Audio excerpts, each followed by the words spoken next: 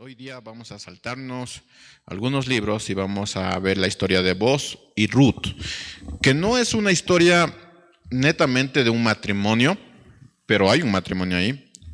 No es una historia donde se da la crianza de los hijos, aunque al final ya aparecen los hijos. Es una historia de lo que pasa antes de llegar al matrimonio.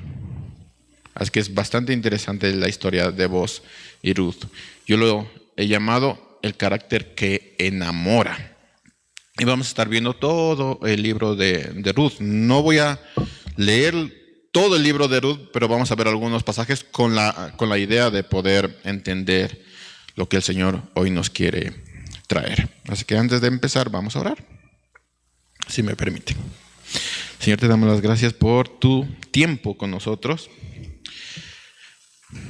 por tu trato con nosotros, por tu palabra, por tu enseñanza, por las historias que has dejado aquí en la Biblia para que nosotros podamos aprender de ellas. Gracias, Padre, por dejarnos tu palabra de forma visible, pero también palpable. Todo para que nosotros podamos llegar a ese grandioso propósito que es ser como tu Hijo Jesús. Y en medio de estas historias, Señor, ayúdanos a que la palabra de Dios sea relevante en nuestras vidas y que no quede como mero conocimiento. Te damos las gracias y ponemos en tus benditas manos este tiempo. Amén. Vamos a abrir nuestra Biblia en Ruth.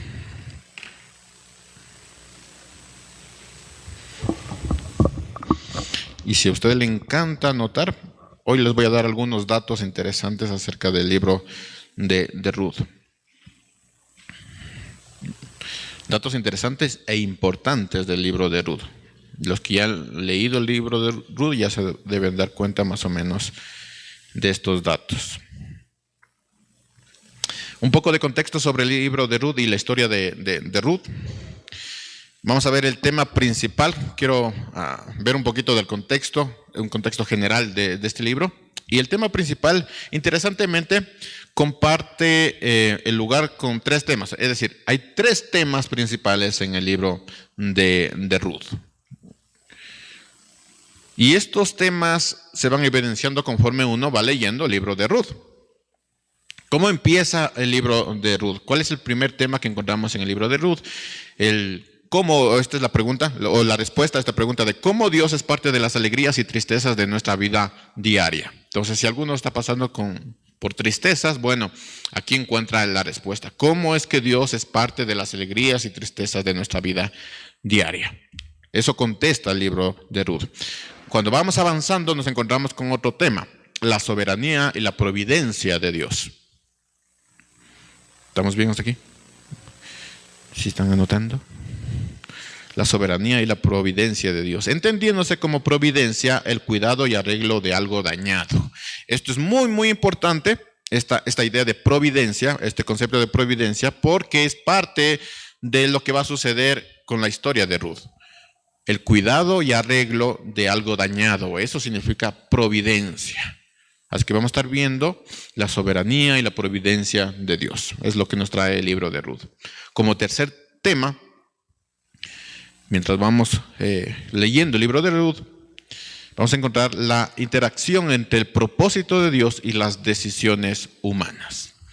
Yo hace algún tiempo les había dicho, por un lado está el propósito de Dios, pero por otro lado están las decisiones humanas. Son dos cosas que están unidas, que no se pueden separar. Entonces usted va a ver, después que puede recibir este mensaje y después revisar en casa, la interacción entre el propósito de Dios y las decisiones humanas, en donde todo termina en una simple palabra. Al final, después de leer todo el libro, termina con una simple palabra: obediencia. O sea, no hay otra palabra que pueda contener todo el libro de Ruth que obediencia. Un dato interesante, el libro de Ruth se leía No sé si se lee todavía en la Pascua. Es una historia que se lee en la Pascua, porque se manifiesta cómo Dios es parte de las alegrías y tristezas de nuestra vida diaria, la soberanía y la providencia de Dios y la interacción entre el propósito de Dios y las decisiones humanas. Como tradición, este libro se leía en la Pascua. No sé si todavía se está leyendo.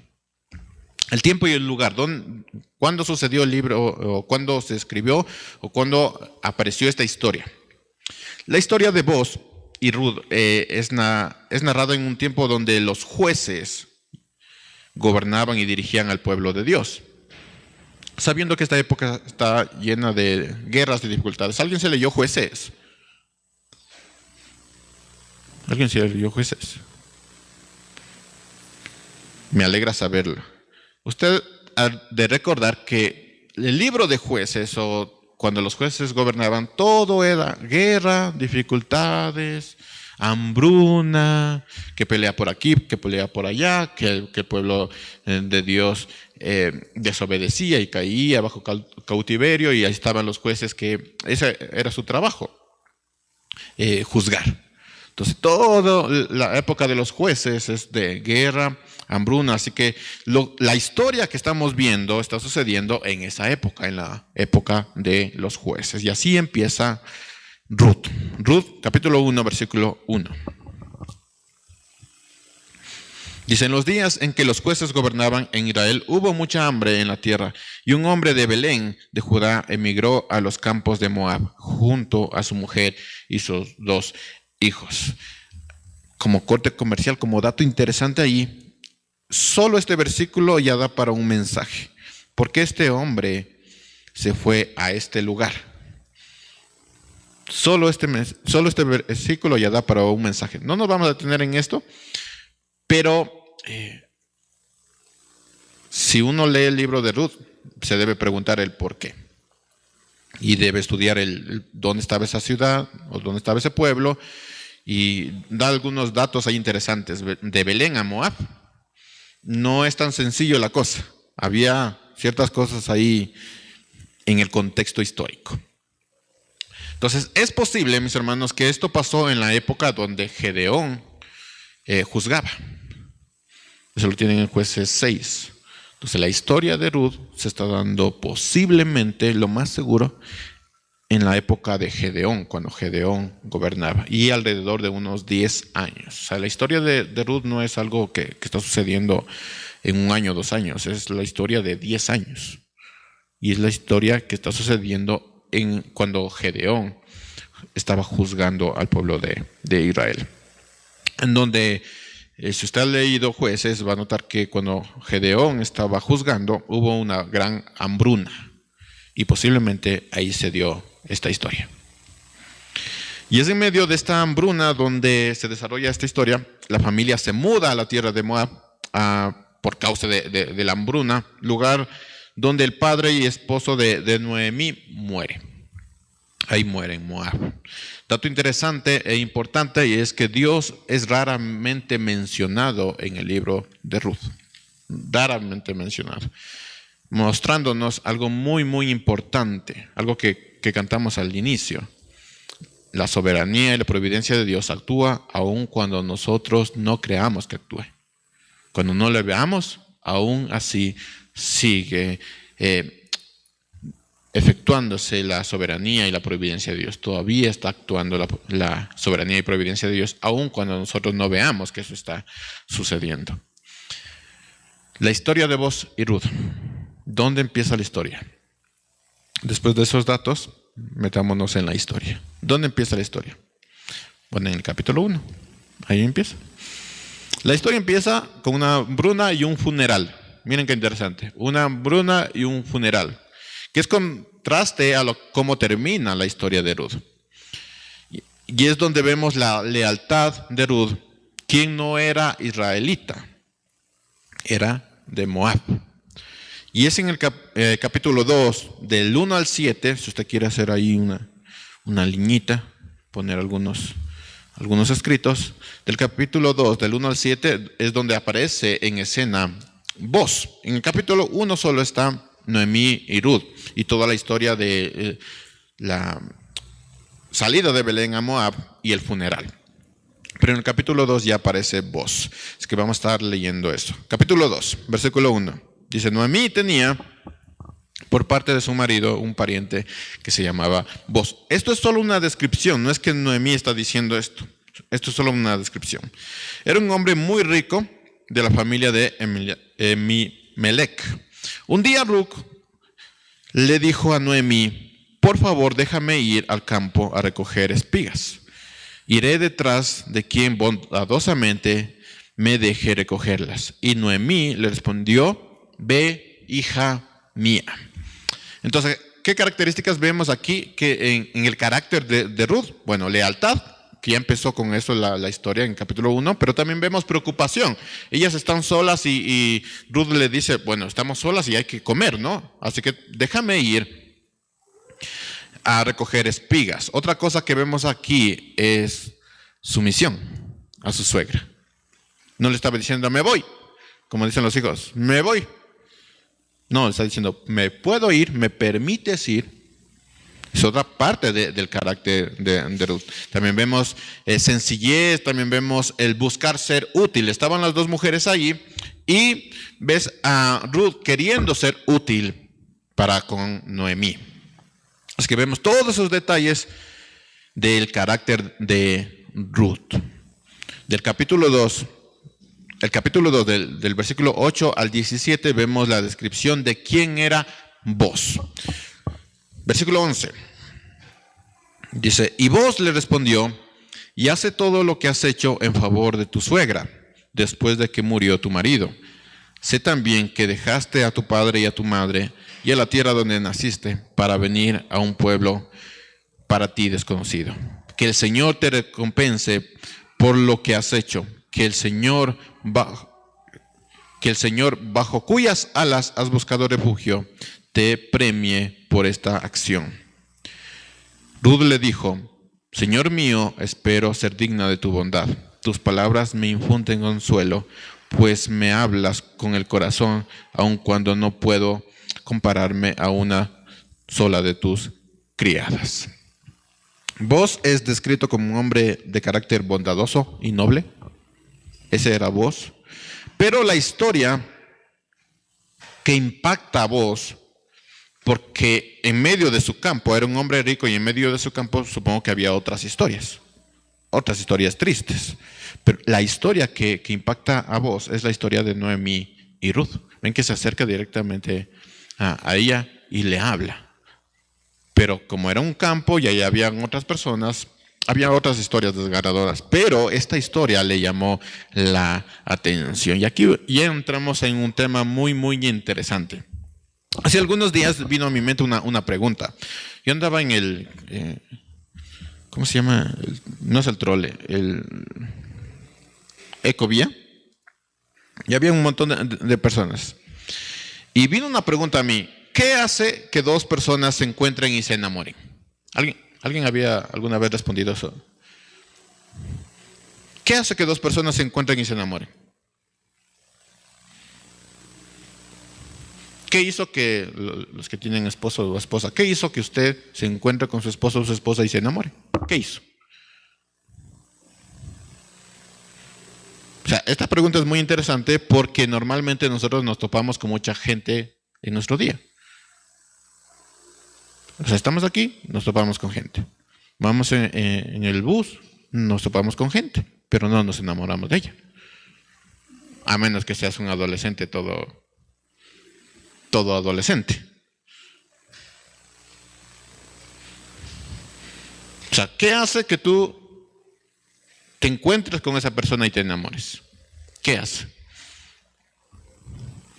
Alguien había respondido, ¿por qué me llegué a enamorar de esta persona? ¿Por qué no me enamoré de otro? ¿Qué hizo que esa persona llegara a mi vida? ¿Cómo llegó a mi vida? Yo concluí que no son varias cosas lo que hace que esto suceda. Solo basta una sola cosa y ya te enamoraste. Y esto tiene que suceder en el momento correcto, en el lugar adecuado. Y cuando encuentras a esta persona ya tu vida toma otra dirección. Dato interesante, en una universidad se hizo un estudio acerca de esto y dice que se necesita alrededor de 3 meses para enamorarse de una persona. Así que usted, cuidado. 3 meses. Ya cuando llegue a los 2 meses, salga corriendo si no quiere enamorarse. Porque a los 3 meses se presume que ya estás enamorado. Y solo basta una sola cosa para que tú te enamores. ¿Qué es lo que enamoró o qué es lo que le llamó la atención de Ruth a Boaz? La historia. Solo faltó una historia y ya le llamó la atención. Y yo supongo que solo bastó las palabras de Boaz para que Ruth se enamorara. O por lo menos como que le distinguiera. Y se hablan bonito. Si usted se dio cuenta del versículo 11 al 13, se hablaron bonito. Dice, tú me hablaste con el corazón. Y él le dice, bendita seas, sierva de Dios. Pero se hablan bonito, ¿sí? Ya empiezan en este tema del enamoramiento. Entonces yo concluí que no son varias cosas, solo falta una sola cosa, o solo es necesario una sola cosa para que te enamores de esa persona en el momento adecuado. Esto tiene que suceder en el momento adecuado, en el lugar correcto, y cuando sucede, pues cambia tu vida.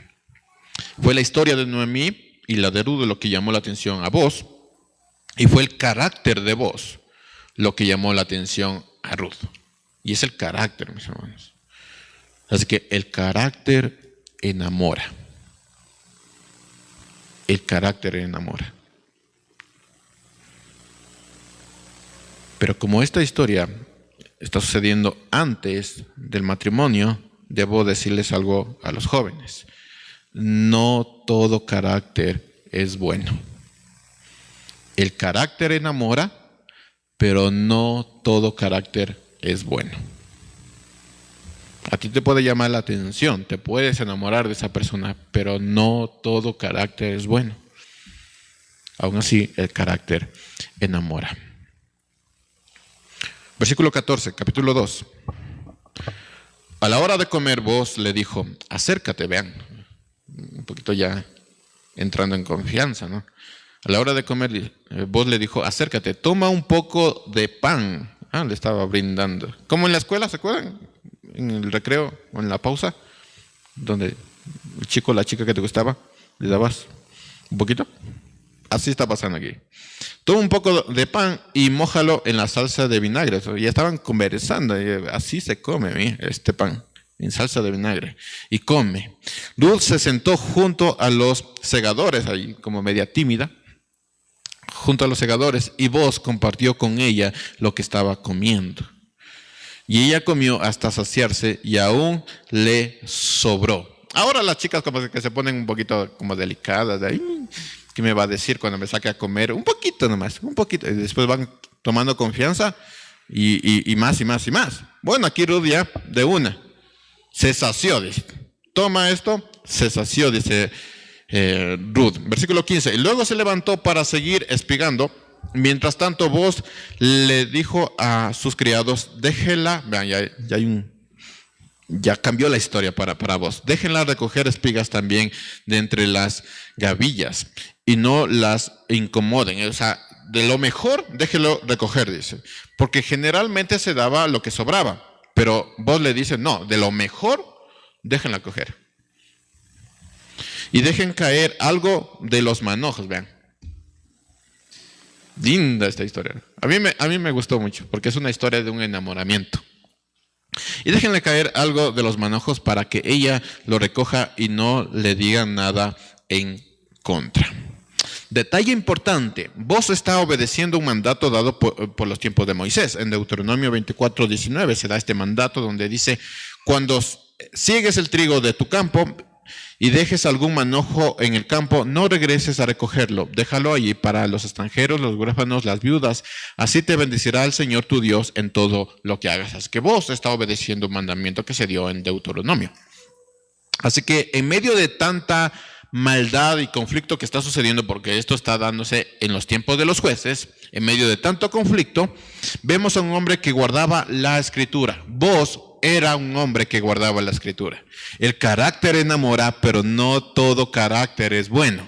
Vos guardaba la escritura. Era un hombre que guardaba la escritura. Era un hombre virtuoso y temeroso de Dios. Y todo lo que hacía, lo hacía para Dios. Porque él está cumpliendo algo que se dio en Deuteronomio. No solo por Ruth, porque dice que ya había personas ahí que recogían cosas, sino que le dio un poquito de lo mejor que él tenía. Así que no solo es por Ruth lo que está sucediendo, sino que es un hombre virtuoso y temeroso de Dios. Y además que conocía la escritura. El carácter enamora, pero no todo carácter es bueno. Ese era Boaz, un hombre virtuoso. Después de esto, Ruth va con Noemí a contarle el chisme, pues estaba felizota. Y le cuenta todo lo que sucedió ahí, todo alegre. Dice, versículo 20. Entonces Noemí le dijo, ya le cuenta a Ruth lo que sucedió, ¿no? Y Noemí le dijo, que el Señor lo bendiga. El Señor no nos ha retirado la bondad que mostró hacia nuestros muertos. Luego añadió, ese hombre es pariente nuestro. Recién ahí le cuenta que es pariente de ella. Es uno de los que pueden rescatarnos. Al escuchar la historia y quién era este hombre, Noemí vuelve a tener esperanza. Eso es lo que estaba pasando. Dice, es vos. Mejor aún, porque ese es pariente nuestro y ese es un hombre que nos puede rescatar. O sea, vuelve a tener esperanza sobre el futuro de su familia. Esto no es parte del mensaje, pero es algo que yo estaba pensando. Y es que normalmente, no sé los padres cuál sería la idea de sus futuros yernos o nueras, pero Noemí de alguna manera está buscando a alguien que las pudiera rescatar.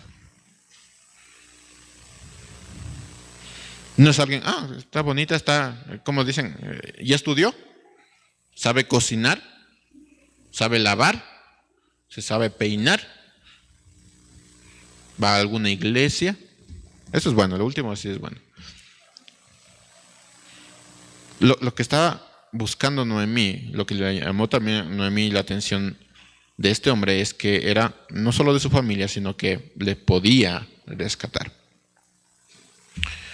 Al escuchar la historia de quién era este hombre, Noemí vuelve a tener esperanza.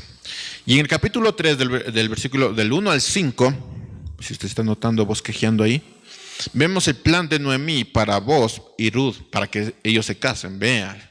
La suegra ahí metiendo para que se case.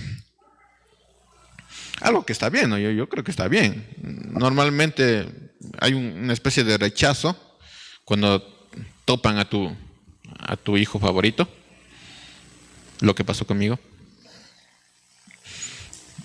Sí, claro, tiene que ser. Pero aquí ya ven un plan ahí como Boaz y Ruth se tienen que casar, dice Noemí. En su mente ya estaba ahí.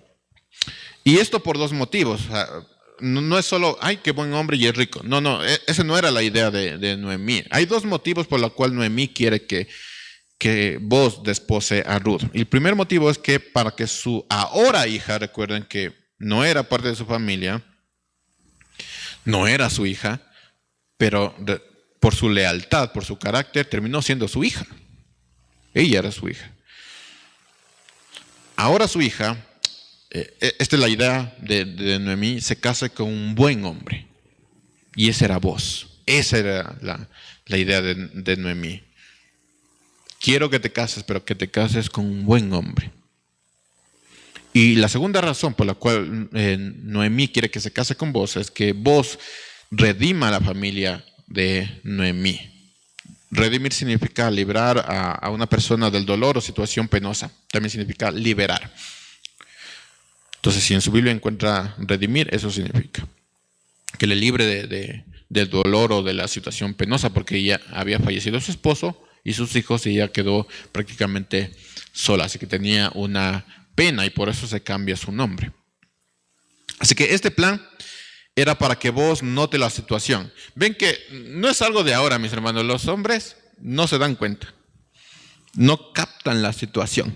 Y este plan que está planificando Noemí es para que vos note la situación. Porque como pasa en todos los tiempos, el hombre no se da cuenta de que le estás guiñando el ojo. Y la primera estrategia fue que Ruth cambiara su ropa de viuda, porque ella todavía estaba vestida de viuda, dando a entender que ella estaba libre y dispuesta para casarse. Así que dice, báñate, píntate y arréglate. Con la idea de decirle a vos, hey vos, ya estoy lista. Enseguida Noemí y Ruth hacen muy obvias sus intenciones, demasiado obvio para mi gusto. Si usted ha leído la historia, para mi gusto personal es demasiado obvio, pero es por el contexto en que yo me baso. Alguien describió este evento como una arriesgada propuesta de matrimonio, porque si usted leyó la historia, saben que podría haberse levantado voz y decirle, ¿qué hace usted aquí en mis pies? Y votarle. Así que es una arriesgada propuesta de matrimonio. Hay un comentario que me gustó de McDonald's, donde dice, esto nos puede parecer muy irregular en nuestra cultura, en lo que nosotros vivimos, pero en realidad era una práctica aceptada en la época. Y no había nada de malo ni sugestivo en esa acción, así que no había nada fuera de lo bueno, ¿sí? No había nada de lo bueno. Era una práctica que se utilizaba en esa época, sino que para nosotros, por nuestra época, uno dice, ¡ay, qué atrevida!, ¿no? ¿Cómo le va a decir la suegra o la madre a Ruth? Ve y acuéstate en los pies de ese hombre, que no es novio, no es esposo, no es nada. Y uno dice, ¡ay, qué atrevida! Pero no, es una práctica que se realizaba en la época y que no tenía nada de malo. Versículo 6. Y Ruth fue a la era, que es un lugar o granero donde se daba una comida. Eso es una era, ¿sí? Ruth fue a la era, hizo todo lo que su suegra le mandó. Cuando vos terminó de comer y beber y estaba muy contento, ¿cómo se llega a los hombres? Por la comida. Se retiró a dormir junto a un montón de cebada. Entonces Ruth llegó sigilosamente, descubrió los pies de Boaz y se acostó. A eso de la medianoche Boaz despertó sobresaltado, porque alguien le estaba haciendo cosquillas. ¿Quién no se levanta con eso? Y al darse la vuelta, se dio cuenta de que había una mujer acostada en sus pies. Entonces le preguntó, ¿quién eres? Y ella respondió, soy Ruth, tu sierva. Mire, la sierva. Protege a esta sierva tuya bajo tu manto. ¿Ya? Es una propuesta de matrimonio. Porque tú eres mi pariente cercano. Vos le dijo, que Dios te bendiga. Esa es la respuesta. Que Dios te bendiga, hija mía, por esto que has hecho. Tu bondad ha sido mayor que al principio, pues no has ido a buscar a otro más joven, a otro más rico, a alguien que estudió, a alguien que comparte tus cosas, tus preferencias, a alguien que es de tu tamaño, a alguien que te llamó la atención, sino a mí.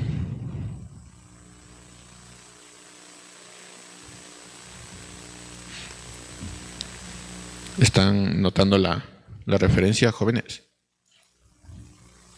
Y padres también, ¿no? Note un detalle aquí. Y ese fue el carácter de Boaz. Pongámoslo de esta manera. A ver, varones de Dios, jóvenes, solteros. ¿Usted qué haría si la persona que te gusta se acostara a tus pies?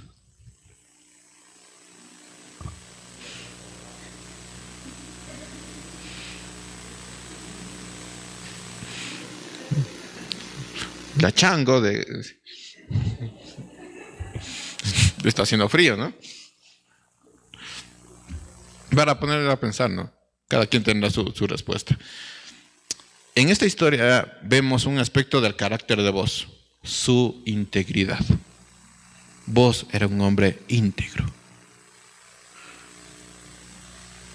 No solo con Ruth, sino también con uno de sus parientes. Él veía la integridad de Booz era tal que él veía todos los aspectos. Saben que el hombre inteligente no comete adulterio.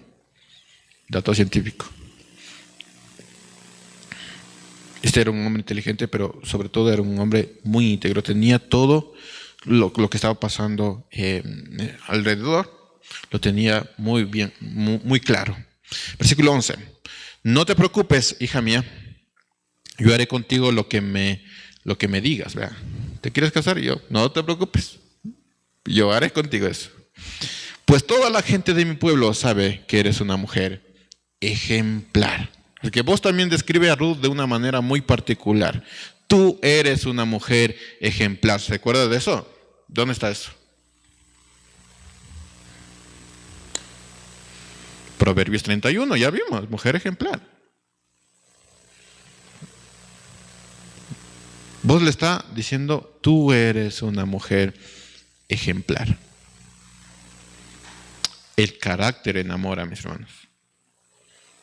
El carácter de Booz enamoró a Ruth y el carácter de Ruth enamoró a Booz. Pero para que no se quede ahí, no todo carácter es bueno. Pero este carácter, el carácter de Booz y el carácter de Ruth es muy bueno. Muy bueno. Por un lado, Ruth es una mujer ejemplar de Proverbios 31. Y uno dice, ¿dónde hallaremos tal mujer? Ruth era una. Y el carácter de Booz, un hombre íntegro que sabía la palabra de Dios, que no quería cometer nada fuera de los planes de Dios y que tenía la palabra de Dios en su boca y en sus acciones. El carácter enamora. Ahora, una pregunta que me hacía yo. ¿Por qué debía hacer todo esto Ruth? ¿Por qué no solo le dijo, ¿sabes qué? Tú me gustas, yo te gusto? Ya, ¿no? ¿Por qué tenía que hacer todo esto? Creo que por las circunstancias era necesario mostrarle a Booz el camino. O sea, vos como que no cachaba, ¿no? Ya me vestí diferente, ¿no? Vos, no mismo. Y por las circunstancias creo que era necesario que Booz se diera cuenta de lo que estaba sucediendo con Ruth. Versículo 11. No te preocupes, hija mía, yo haré contigo lo que me digas, pues toda la gente de mi pueblo sabe que eres una mujer ejemplar. Entonces la integridad de Booz era tal que no pasó por alto incluso un tema familiar, un tema legal. En lugar de pasar por alto y decir, esta chica me gusta, es una mujer ejemplar, yo haré contigo lo que me pidas, él siempre estuvo pendiente de hacer las cosas de manera justa. Dice el versículo 12, pero toma en cuenta que aunque es verdad que yo soy uno de tus parientes cercanos, hay otro aún más cercano que yo. Lección para los jóvenes, hagan las cosas de manera íntegra, de manera correcta. No es que estoy enamorada. ¿Estás bajo sujeción? Es lo que dice la palabra. Esa persona es una persona que es agradable a los ojos de Dios. Hay una base por lo menos. Pero toma en cuenta que aunque es verdad que yo soy uno de tus parientes, y uno puede ser como joven, pero es verdad que soy guapo, soy rico, estoy estudiando, ya tengo mi dinerito, compartimos algunas cosas en común, es verdad. Pero aún hay otro que es mejor que yo. Eso es lo que dice Booz. Miren el carácter de Booz. ¿Quién no se enamoraría de Booz? Hasta yo me enamoré de Booz. Hermosa. Versículo 15. Duerme aquí esta noche y mañana. Cuando sea de día, si él te rescata, está bien. Ya nada, dijo. Ya. Que te rescate. Pero si no te quiere rescatar, yo lo haré. Pongo al Señor como testigo. Vean esa clase de hombre. Un hombre íntegro. No iba a luchar, porque no dice, hay que luchar. No, él no. Que se haga las cosas como al Señor le agrada. No es que hay que luchar por eso. No. Pelea por esa persona que te gusta. No, hacer las cosas como al Señor le agrada es mucho más importante. pongo al Señor como testigo. Vean, ¿cuándo un joven hace eso? Me gusta esa chica, así que pongo al Señor como testigo de que voy a hacer las cosas conforme a su voluntad. O una chica, no, pongo al Señor como testigo de que voy a hacer las cosas conforme a su voluntad. Y esto nos trae una gran verdad. Aunque las intenciones pretendan ser buenas, la integridad es mejor. Cuando tú haces las cosas con integridad, es mejor. Puedes tener todas las buenas intenciones, como ya hemos hablado. Sí, está enamorado de ti, está enamorada de ti. Es verdad, comparten cosas, sí, están libres, no tienen ningún problema. Es verdad. Aunque todo parezca bueno, la integridad es mejor. Y antes de cualquier cosa, vos se aseguró que una simple boda se haga de la manera justa e íntegra. No, es que vamos a casarnos. Otro día estaba leyendo algo y dice que hay pastores que se enteran de la boda de sus ovejas cuando les piden que se case. Ahí se enteran. Y uno dice, ¿tendrías novio? ¿Tendrías novio? Vos se aseguró que esta simple boda, que no le importaba a nadie porque ni siquiera eran personas importantes, se haga de manera justa e íntegra. Eso lo pueden ver del capítulo 4 del versículo del 1 al 12. Ahí cuenta toda la historia, todo lo que pasó y por qué vos hace todo lo que tenía que hacer y cómo vos lo hace. Hermanos, cosas que muchos jóvenes no hacen el día de hoy. Hacer las cosas de manera íntegra. Y uno dice, es que estoy enamorado, entonces me voy y hago las cosas, ¿no? Hacer las cosas de manera íntegra. Eso está por encima de todo. Varones. Esto es un mensaje para los varones. Aunque tú tengas la oportunidad de hacer algo, asegúrate de hacerlo de manera íntegra.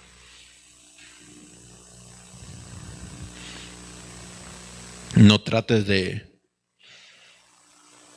interpretar la ley. Hazlo de manera íntegra.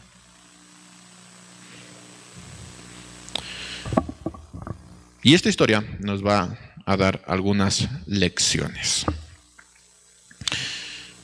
Matrimonios. Esta es la lección para los matrimonios. Solo tengo una lección para los matrimonios, pero creo que es una lección muy, muy importante. Tu matrimonio puede hacer la diferencia. Todavía se discute del por qué los jóvenes no quieren casarse.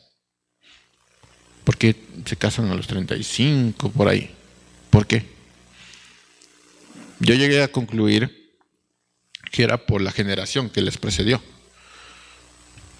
donde vemos matrimonios que no estaban tan sujetos a la palabra, ¿no?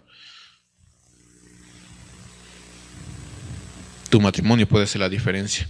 Los tiempos en que se narra todo esto era un tiempo muy, muy difícil, era lleno de conflictos.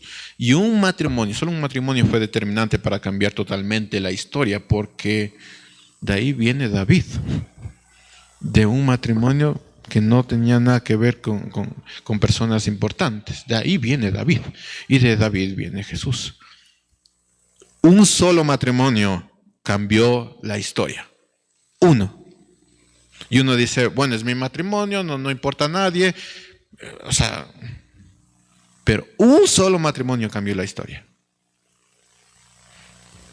La historia de un amor que llegó al matrimonio de manera íntegra cambió la historia de la humanidad. Ahí viene David, de David viene Jesús. Tu matrimonio tiene que ser la diferencia. Y jóvenes solteros, si te vas a casar, tu matrimonio tiene que hacer la diferencia.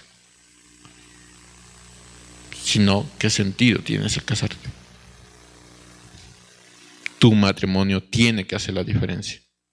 Recuerden esto, esta historia ordinaria de dos personas que no eran importantes fue parte del propósito de Dios para la redención del mundo. Y tu matrimonio puede hacer eso.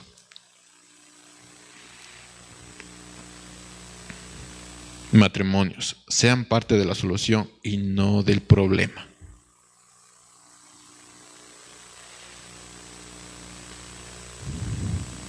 Sean protagonistas de esta historia y no simplemente pasen por esta historia. Mujeres. ¿Qué lecciones tenemos para las mujeres? Primero, escoge al Dios de Noemí. Lo más fácil para Ruth era devolverse con sus familiares. Sin embargo, ella eligió escoger al Dios de Noemí.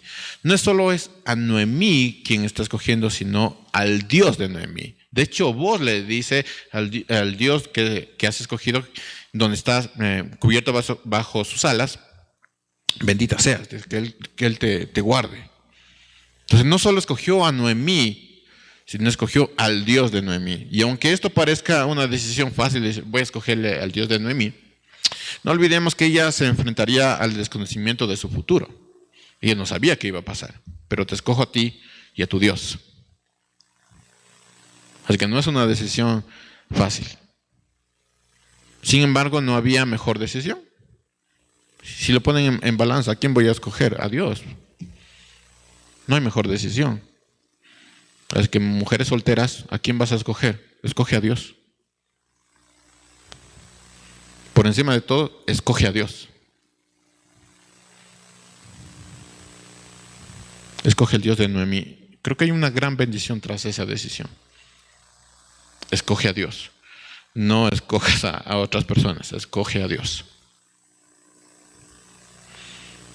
Y recordemos que esta decisión de escoger a Dios es tomada en un momento crucial antes de conocer a vos.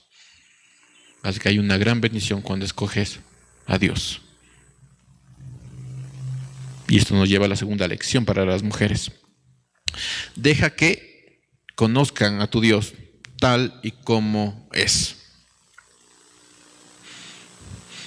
Mujeres, deja que otras mujeres conozcan al Dios que sirves. ¿Saben cómo? Con el matrimonio, llevando un buen matrimonio. A veces se vuelve complicado el tema por distintas circunstancias, ¿no? Incluso adulterio. Pero deja que las personas que vean tu matrimonio conozcan al Dios. Dios jamás se divorció. Jamás. Deja que otras mujeres conozcan al Dios que sirves. Pero esto no se dio simplemente por enseñar, ¿no? O sea, no es que Noemí le está diciendo a Ruth, mira, este es el Dios que sirvo. No, la decisión que tomó Ruth fue a causa de la relación que tuvo con su suegra. Era una relación íntima, ¿no? Donde Noemí posiblemente le contaba a Ruth las historias de su pueblo y de Dios. Ruth conoció a Dios por medio de su suegra. Al final terminó siendo su hija, ¿no? Pero conoció a Dios por medio de su suegra. Y esto habla del trabajo que tiene una mujer hacia otra mujer. Dice Tito 2:3. Asimismo, las ancianas deben ser reverentes en su porte y maestras del bien, no calumniadoras ni esclavas del vino. Deben enseñar a las mujeres más jóvenes a amar a sus maridos y a sus hijos, y a ser prudentes, castas, cuidadosas de su casa, buenas y sujetas a sus maridos, para que la palabra de Dios no sea blasfemada. Ese es el trabajo de una mujer con otra mujer.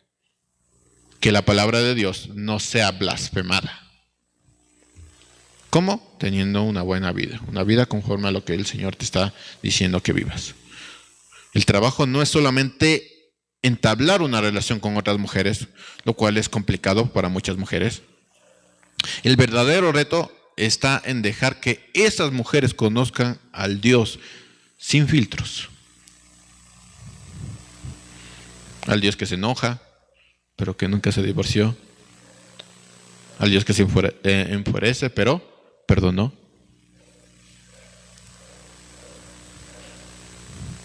Cuando digo, deja que ella conozca a tu Dios tal como es.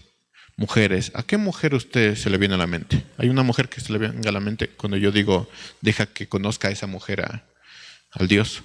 ¿Hay alguna mujer que se le venga a la mente? Bueno, enséñale a esa mujer. Tercera lección. Hay bendición en tener una consejera.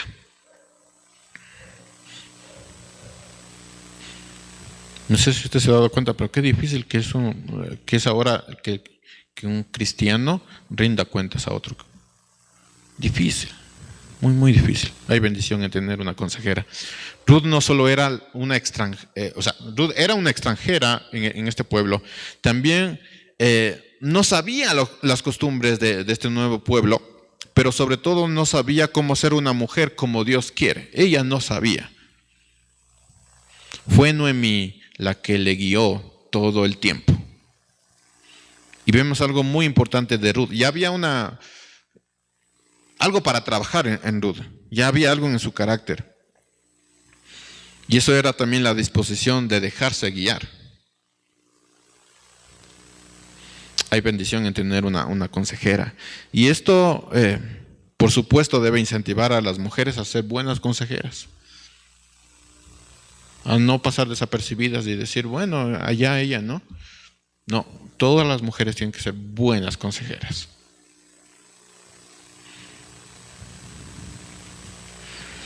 Mujer, busca a alguien que te lleve a conocer a Dios tal y como es. Busca a alguien. Y la clave para que encuentres a alguien no es decir, es que no hay nadie. Eso es lo que he escuchado. Es que en la iglesia no hay nadie. No hay nadie que me pueda ayudar, no hay nadie que pueda conversar. Esa no es la clave. La clave está en que necesitas ser guiada. Y si tú necesitas ser guiada, va a aparecer la mujer. Y vas a buscar a una mujer.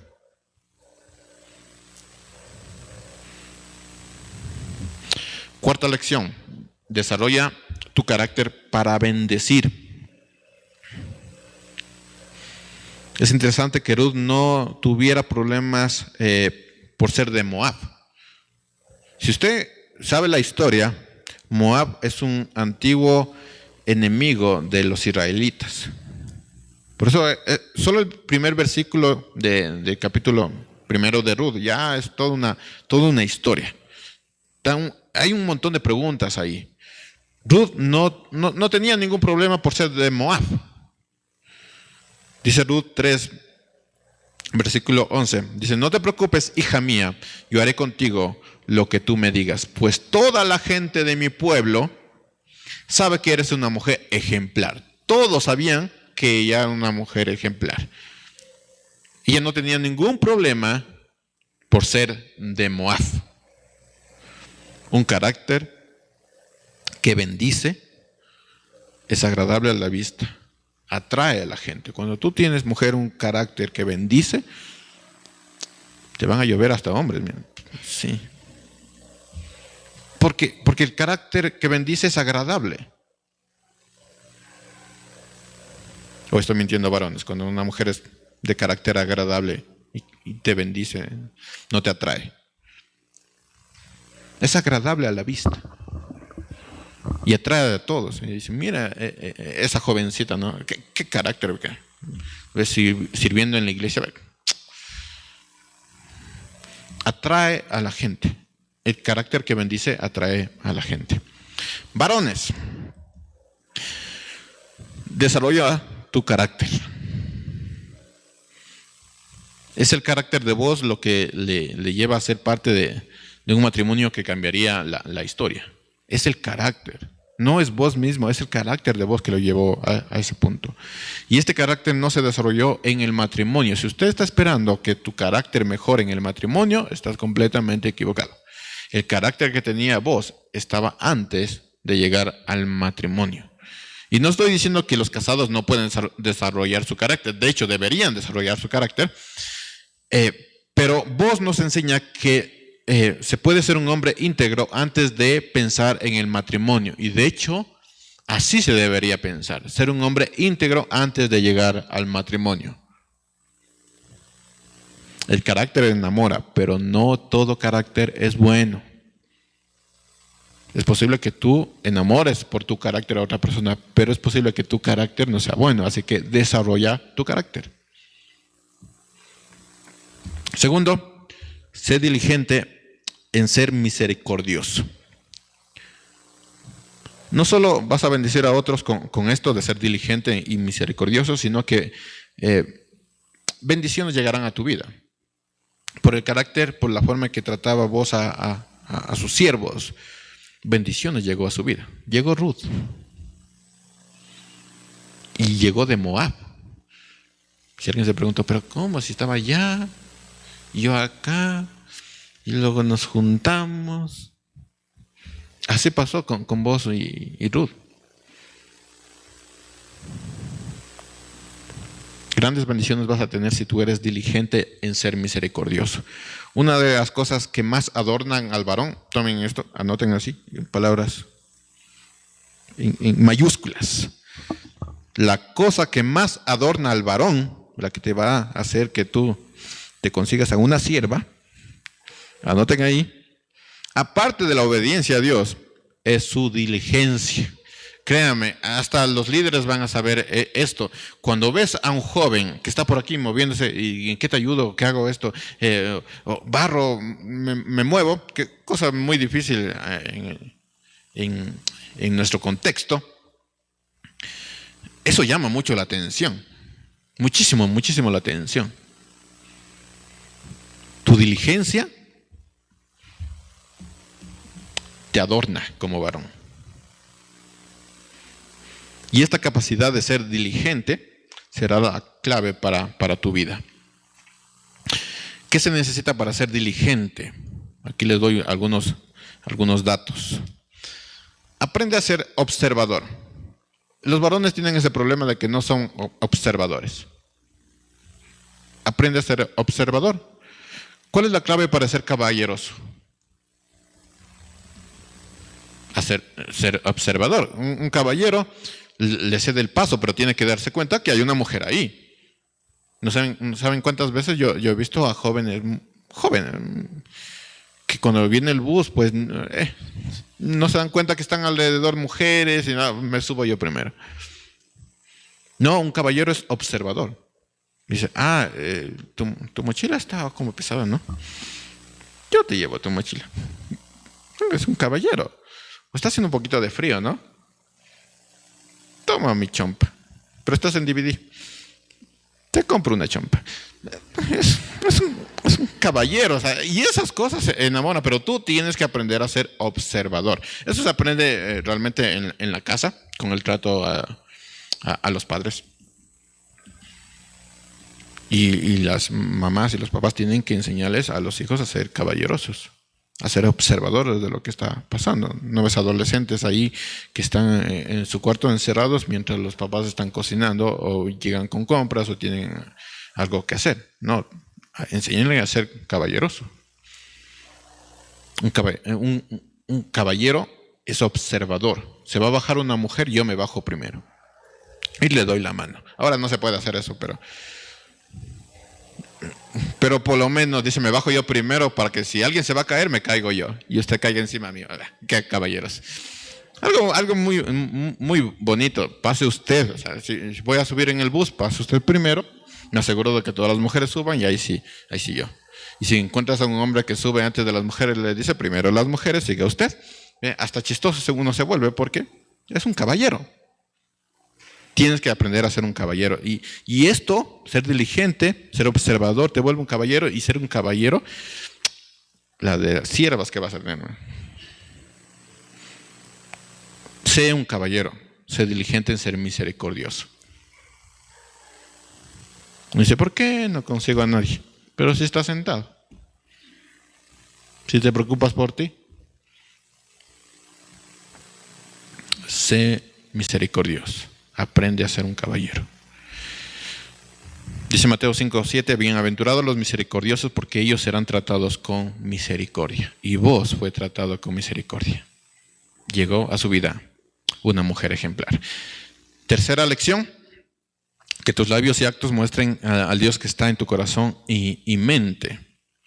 Dice Ruth, capítulo 2, versículo 4, de pronto vos llegó a Belén y saludó a todos los segadores. Mamitas, enseñen a sus hijos a saludar. Ya cuando le dices saludaste, ya perdiste. Y de pronto Boaz llegó a Belén y saludó a todos sus segadores, eran sus siervos, y saludó y les dijo, miren qué bonito como les dice, que el Señor esté con ustedes, miren qué bonito. Ese era Boaz. Y ellos le respondieron, que el Señor te bendiga. Miren eso, un trato, pero muy bonito.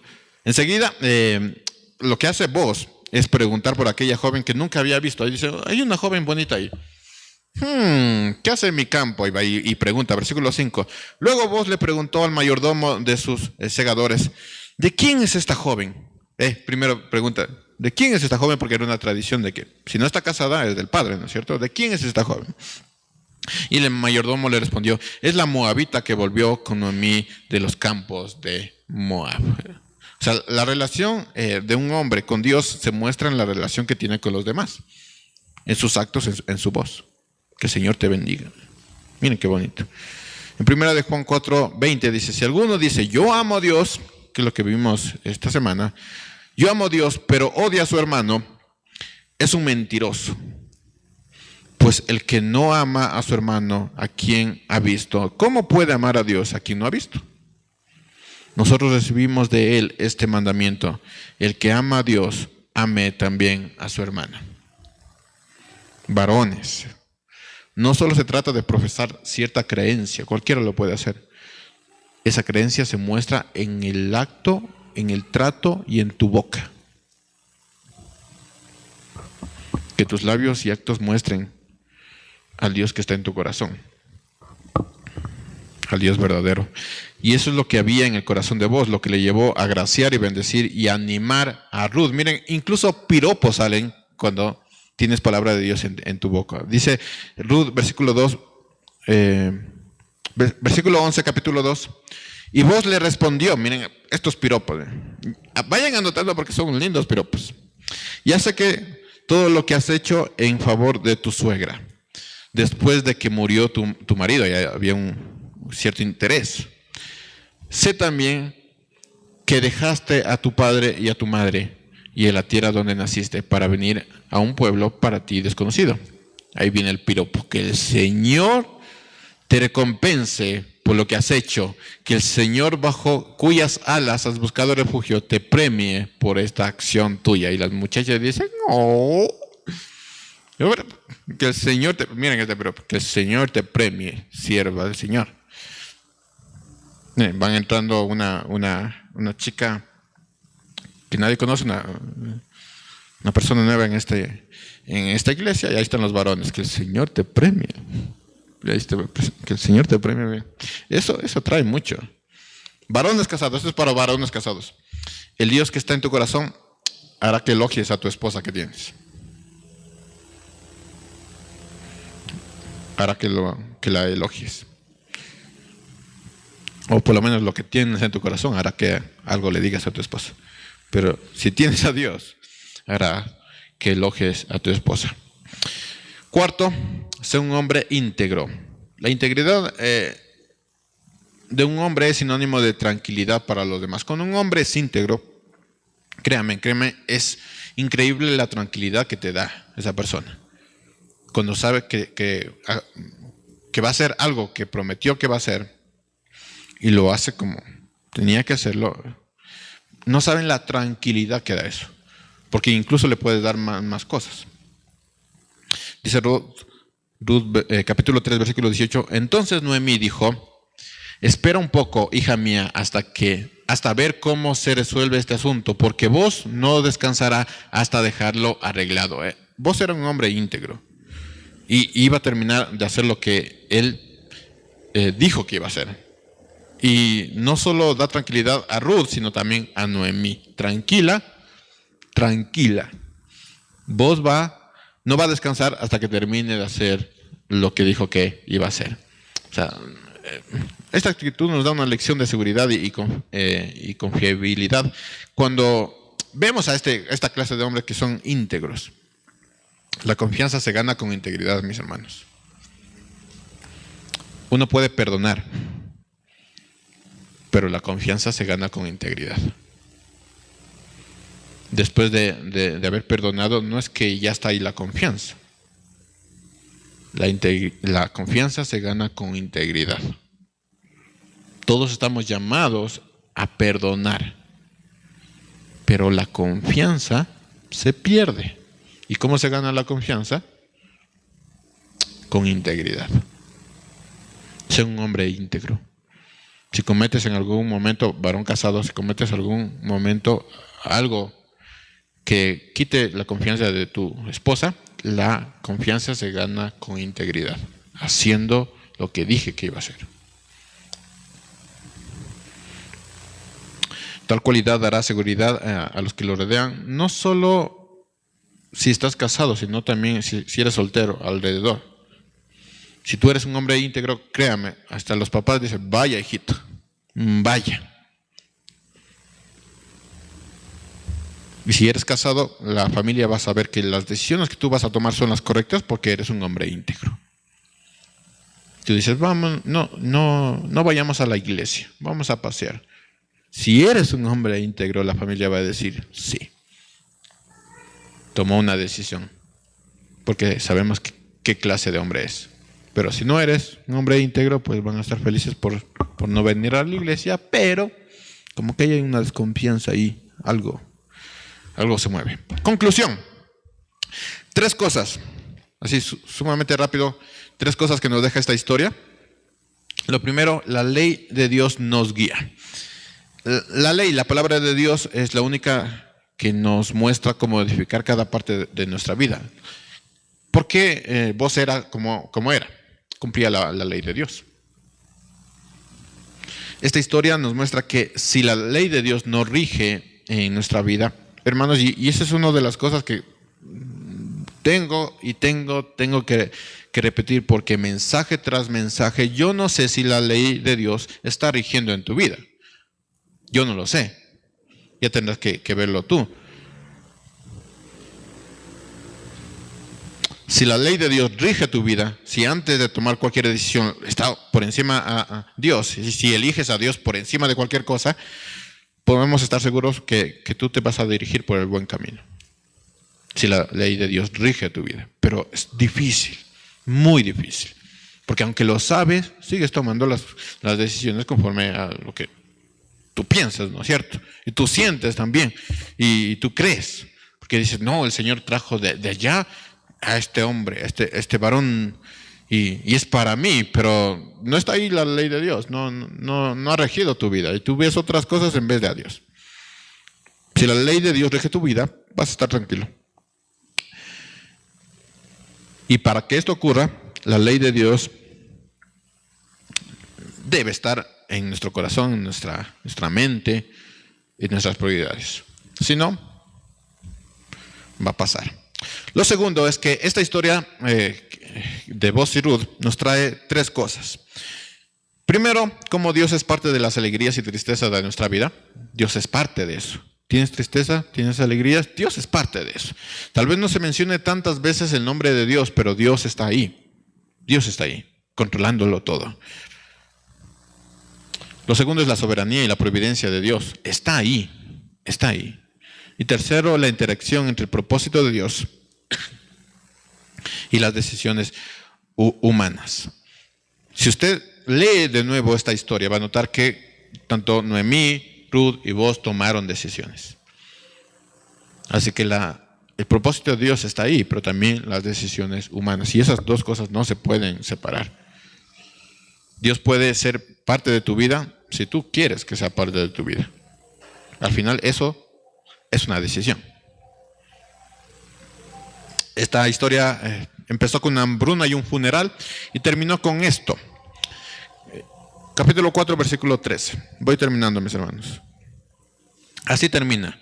Como empezó con una hambruna y un funeral, pero terminó así. Capítulo 4, versículo 13. Así fue como Boaz tomó a Ruth por esposa. Y se llegó a ella y el Señor le concedió quedar embarazada y dar a luz un hijo. Las mujeres le decían a Noemí, alabado sea el Señor que te concedió tener un nieto que te rescatara. ¿Ya ven que Ruth no era su hija? Alabado sea el Señor, ya tienes un nieto. Su nombre será celebrado entre los israelitas. Así termina la historia. O sea, Dios puede ser parte de tu vida si tú quieres que sea parte de tu vida. Al final eso sigue siendo tu decisión. Y por último, quiero dirigirme a los jóvenes, solo a los jóvenes. Los papás, por favor. Sí. Quiero dirigirme a los jóvenes. Ten cuidado. Ten mucho cuidado. Es impactante que a pesar de tantos mensajes que hemos estado dando, todavía los jóvenes se dejen llevar por lo que su corazón ha decidido. Ten mucho cuidado. Si algo un joven puede aprender de toda esta historia, es que hasta nuestra área romántica puede ser bendecida si Dios es quien te gobierna. Así que, joven, ten mucho cuidado, porque el carácter enamora, pero no todo carácter es bueno. Y esa idea de ya cambiará, olvídenlo. Esa idea de cuando nos casemos vendrá a la iglesia porque tiene que venir a la iglesia, olvídenlo. Eso no pasa. Así que ten mucho cuidado. En cierto punto ya no sé cómo decirlo. Así que tengan mucho cuidado.